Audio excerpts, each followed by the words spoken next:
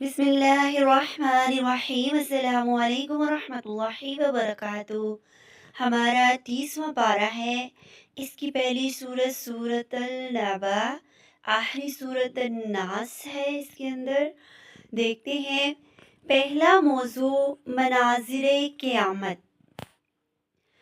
دو آفتوں کا ذکر ہے اور دلوں اور آنکھوں کا حال بیان کیا گیا ہے کہ اس دن دلوں کی کیفیت کیا ہوگی اور آنکھوں کا سامنے دیکھ کر کیا حال ہوگا۔ کب؟ جس روز ہلا مارے گا زلزلے کا جھٹکا اور اس کے پیچھے ایک اور جھٹکا پڑے گا، پھر دل ہوں گے جو اس روز خوف سے کانپ رہے ہوں گے، کچھ نگاہیں ان کی سہمی ہوئی ہوں گی۔ پہلا سور پھونکا جائے گا، ہر چیز کا لرز جانا، دوسرا مردوں کا زندہ ہونا اور حساب و کتاب کا آغاز ہونا۔ پہلا سور پھونکا جائے گا، پھر دوسرا، دو حصے۔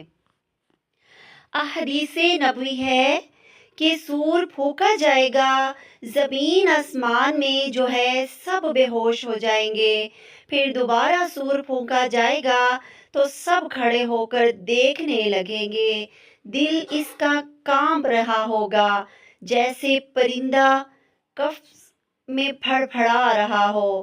پھر قیامت کے دن لوگ ننگے پاؤں ننگے بدن اٹھائے جائیں گے۔ یہ صحیح مسلم، مسند احمد اور صحیح بخاری کی حدیث تھی کہ وہ دن بہت ہی ہولناک ہوگا۔ قیامت کے دن لوگ ننگے پاؤں اور ننگے بدن اٹھائے جائیں گے۔ قیامت کے دن 7 لوگوں کو اپنے سائے میں رکھے گا اللہ تعالیٰ۔ صحیح بخاری کی یہ حدیث تھی کہ ان کو ایمان والوں کو، تقوی والوں کو، عمل صالحہ کرنے والوں کو، حفاظت کرنے والوں کو، واحد نجات کا راستہ صرف کیا ہے؟ تقوی، اللہ سے جڑنا، اللہ سے ڈرنا اور اس سے محبت کرنا۔ سورت مطففین، اس کا موضوع ہے ناپ تول میں کمی۔ تباہی ہے ڈنڈی مارنے والوں کے لیے، جن کا حال یہ ہے جب لوگوں سے لیتے ہیں تو پورا پورا لیتے ہیں اور جب ان کو ناپ کر تول کر دیتے ہیں تو انہیں گھاٹا دیتے ہیں۔ ویل یعنی ہلاکت، عذاب، بربادی، یعنی ان سے تو پیسے پورے پورے لیتے ہیں اور جب خود دینا پڑتا ہے تو کم کر دیتے ہیں۔ خریدار اور فروخت کنندہ کو اختیار ہے کہ سودا ختم کرنے کا جب تک جدا نہ ہو، اگر سچ بولے اور عیب ظاہر کر دے تو ان کی بے میں برکت ڈال دی جائے گی، اگر چھپائیں تو جھوٹ بولے تو برکت مٹا دی جائے گی۔ یہاں پر بتایا جا رہا ہے کہ اگر سچ بول دیں گے نا تو پھر برکت ڈال دی جائے گی، اگر جھوٹ بول کے مال بیچیں گے تو پھر کیا ہوگا؟ برکت مٹا دی جائے گی۔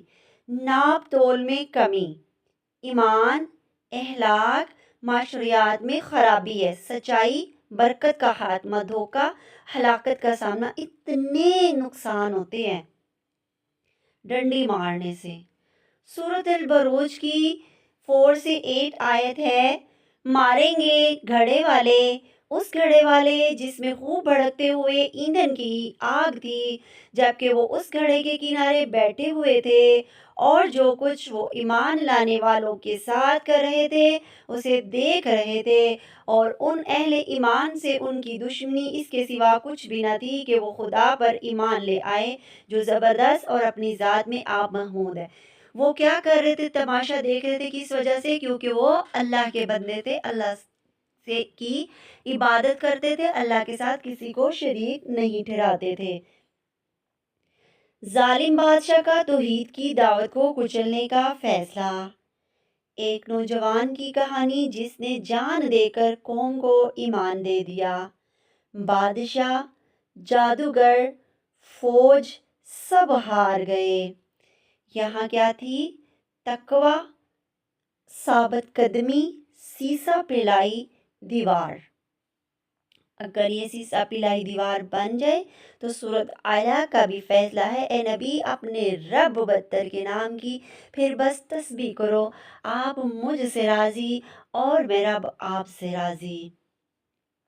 اللہ ذات، صفات، اقتدار میں سب سے بلند، قرآن میں تسبیح کا جامع تصور۔ اے ایمان والو، اللہ کو کثرت سے یاد کیا کرو، اللہ کی حمد و ثنا کرو، اللہ کو پکارو۔ پھر یہاں پہ حضرت یونس علیہ السلام کی دعا، کون سی؟ مچھلی کے پیٹ میں، لا الہ الا انت سبحانک انی کنت من الظالمین۔ اور پھر زبان پر ہلکے، میزان پر بھاری کلام، لیکن اللہ کو محبوب ہے کیا؟ سبحان اللہ والحمد للہ، سبحان اللہ وبحمدہ، سبحان اللہ العظیم۔ یہ بڑے ہلکے ہیں زبان پہ، لیکن روز آخرت ترازو میں سب سے یہ بھاری ہوں گے۔ تو اس لیے ہم نے اللہ کی تسبیح کرنی ہے، صبح و شام تسبیح کرنی ہے، اس کا ذکر کرنا ہے۔ سورۃ ضحیٰ، ابتدا کے بعد دائمی سکون کا وعدہ۔ انسانی زندگی آزمائشوں سے خالی نہیں ہے۔ مخالفین کا طعنا کہ رب نے چھوڑ دیا۔ والضحیٰ نازل ہوئی، نبی صلی اللہ علیہ وسلم پر وحی میں وقفہ، رات کتنی طویل صبح آنی ہے۔ یہ آیت دائمی سکون کی بنیاد ہے۔ یہ تاریخی ختم ہو گئی، کون سی؟ کب ہوں گی؟ آخرت میں۔ تو کرنے کے کیا کام ہے؟ دنیا میں کیا؟ عمل کرنے کے۔ سورۃ ضحیٰ کا 4 کا ترجمہ ہے، اور یقیناً تمہارے لیے بعد کا دور پہلے دور سے زیادہ بہتر ہے۔ یہ وعدہ ہر شخص کے لیے ہے جو اللہ سے وابستہ ہے، یعنی آخرت ہمیشگی کا ٹھکانہ ہے۔ تو ابھی جو زندگی ہے نا، اس سے بہتر ٹھکانہ بعد والا ہے، بہتر ہے۔ کمزوروں کا خیال رکھو، پھر سوال کرنے والوں سے نرمی برتو، نعمتوں کا شکر اور اعتراف کرو، یہ اصول بتائے گئے ہیں۔ پھر حدیث مبارکہ ہے کہ اللہ اپنے بندے کا رتبہ بلند کرنا چاہتا ہے، مگر اس کے اعمال کم ہوتے ہیں، اسے آزمائش میں ڈالتا ہے، صبر کی توفیق دیتا ہے اور صبر کے ذریعے اس کا درجہ بلند کر دیتا ہے۔ اللہ کیا فرماتے ہیں؟ اپنے بندوں کا رتبہ یعنی درجہ بلند کرتا ہے، مگر ان کے اعمال کم ہوتے ہیں، اسے آزمائش، جس کے اعمال کم ہوتے ہیں نا، اسے آزمائش میں ڈالتا ہے، مگر پھر بھی انہیں صبر کی توفیق دیتا ہے جو مانگتے ہیں۔ پھر جو صبر کر لیتے ہیں، پھر ان کا درجہ کیا کرتا ہے؟ اللہ تعالیٰ بلند کر دیتا ہے، سبحان اللہ۔ سورۃ علم نشرح، اللہ تعالیٰ عظیم ذمہ داری کے لیے منتخب کرتا ہے تو عطا بھی غیر معمولی ہوتی ہے۔ محبوب صلی اللہ علیہ وسلم کو عطیات دیں جو نبوت کے بوجھ کا سہارا اور امت کے لیے رہنمائی بنے۔ اللہ تعالیٰ کے نبی کا ساتھ دیں اور تمہاری خاطر تمہارے ذکر کا آواز بلند کر دیا۔ اللہ تعالیٰ فرما رہے ہیں، ہم نے آپ کی محبت میں آپ کے ذکر کو ورفعنا لک ذکرک بلند کر دیا۔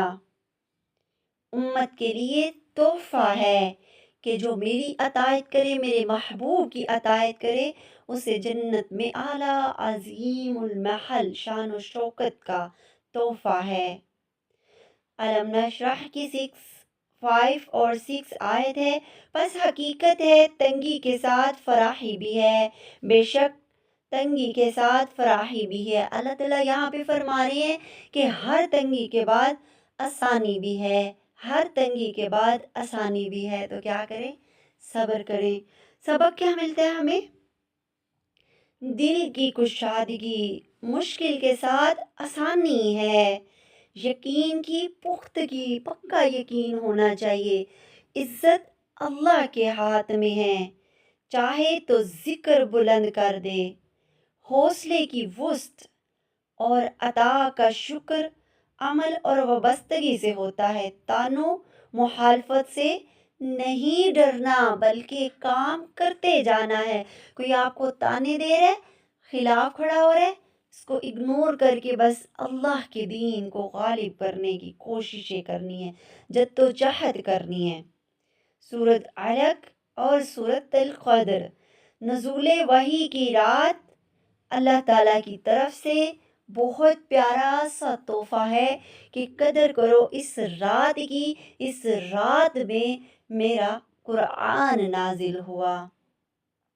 پڑھو اے نبی اپنے رب کے نام کے ساتھ جس نے پیدا کیا، انسانی کمال نہیں بلکہ رب کی عطا ہے یہ علم۔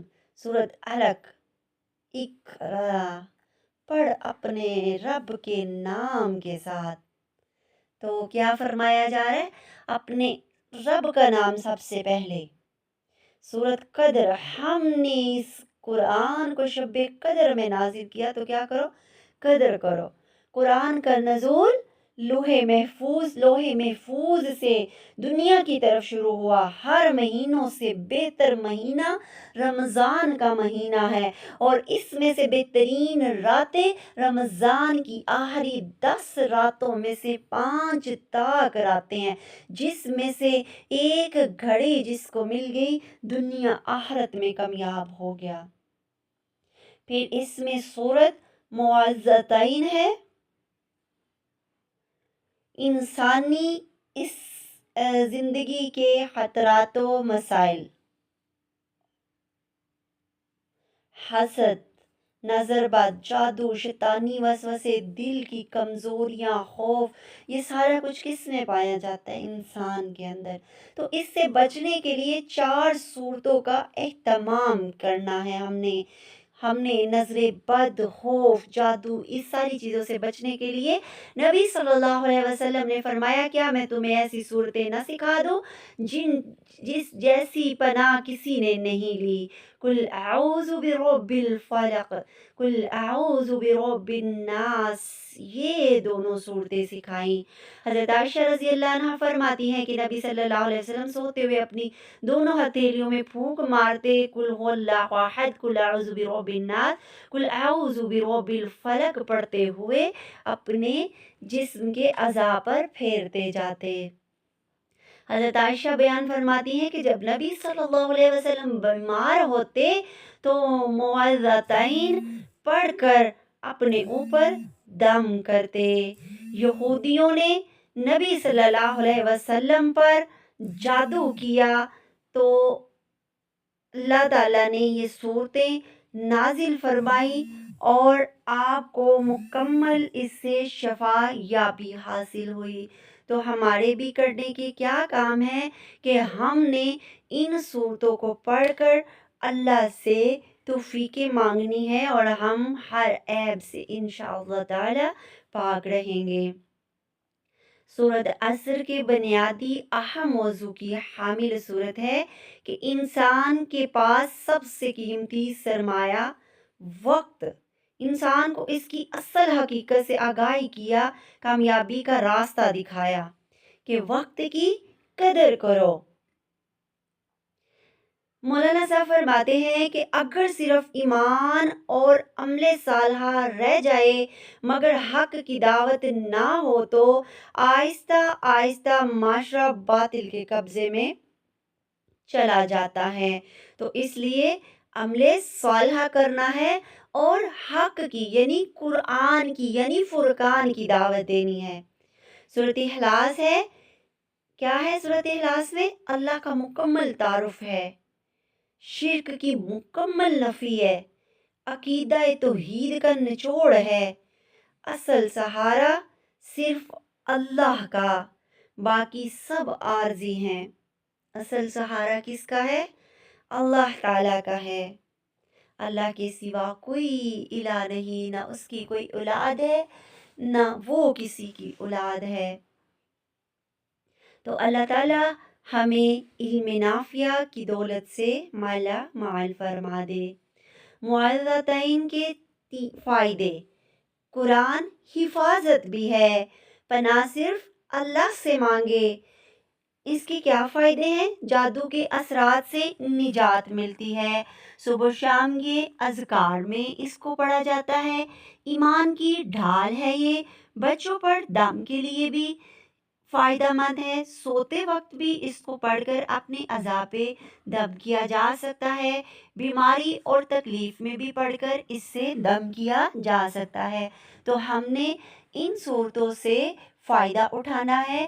نبی صلی اللہ علیہ وسلم نے جو کیا ہم نے بھی کر کے اپنی زندگیوں کی حفاظت کرنی ہے۔ انشاءاللہ تعالی اللہ اور اس کے محبوب کو راضی کر کے ہم نے اس جسم کا بھی حق ادا کرنا ہے۔ ربنا آتنا فی الدنیا حسنۃ وفی الآخرۃ حسنۃ وقنا عذاب النار۔ ربنا تقبل منا انک انت السمیع العلیم۔ آمین یا رب العالمین۔ اللہ تعالی ہمارے اس مکمل قرآن کو اپنی بارگاہ میں قبول فرما کے ہمیں ہدایت کا سیدھا راستہ دکھا دے۔ اللہ تعالیٰ اہدنا الصراط المستقیم کی راستے پر ہم سب کو چلا دے، اور اللہ تعالیٰ ہمیں ایسا مومن بنا دے جیسا مومن اس کو پسند ہے۔ آمین۔ وما علینا الا البلاغ المبین۔